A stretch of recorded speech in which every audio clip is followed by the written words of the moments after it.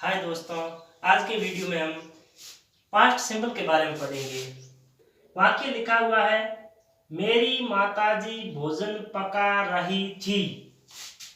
वाक्य के पीछे थी लिखा हुआ है, तो इसका मतलब ये वाक्य पास्ट का हुआ। अब पास्ट का कौन सा भाग है? थी से ठीक पहले हम देखते हैं रही लिखा हुआ है, तो रहा, रही, रहे ये हमेशा कंटिन्यूज में आता है, तो ये पास्ट का कंटिन्यूज हुआ।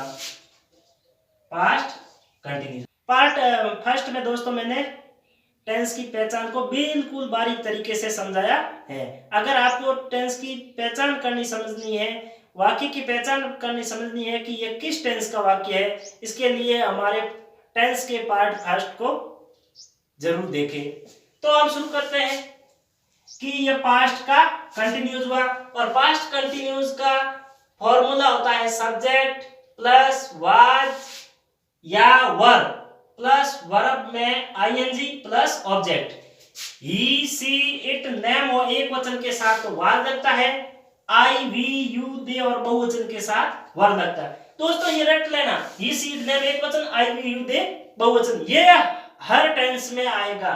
ये याद रखने के ही, सी, इट, नेम एक वचन और आई, वी, यू, दे बहुवचन। तो ही, सी, इट, नेम एक वचन के साथ आता है वाज, आई, वी, यू, दे बहुवचन के साथ आएगा वर्ब।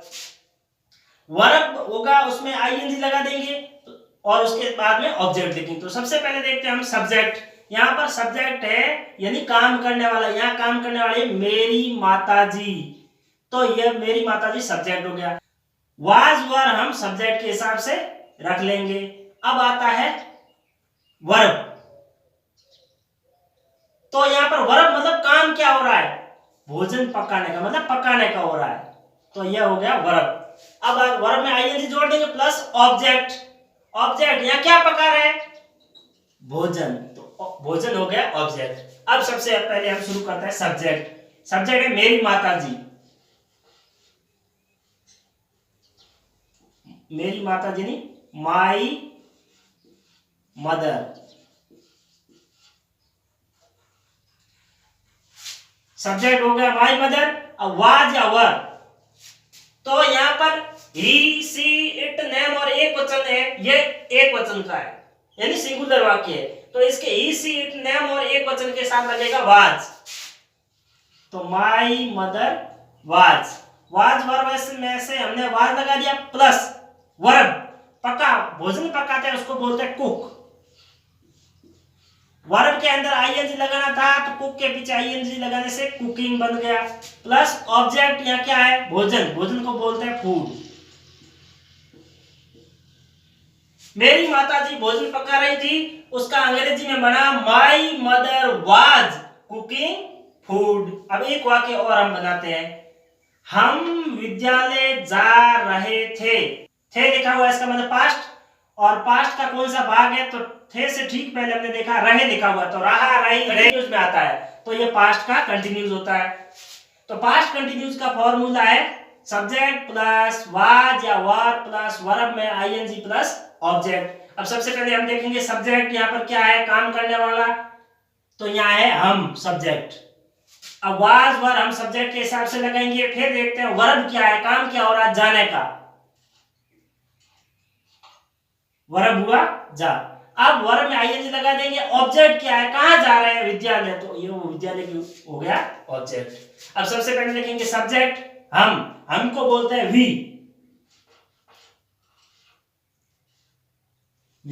अब वाज या वर्ब में से क्या आएगा, तो ही, सी, इट, नेम और एक वचन के साथ तो आएगा वाज, आई, वी, यू, दे और बहुवचन, आई, वी, यू, दे और बहुवचन के साथ आता है वर्ब, तो वी है इसलिए इसके साथ आ गया वर्ब।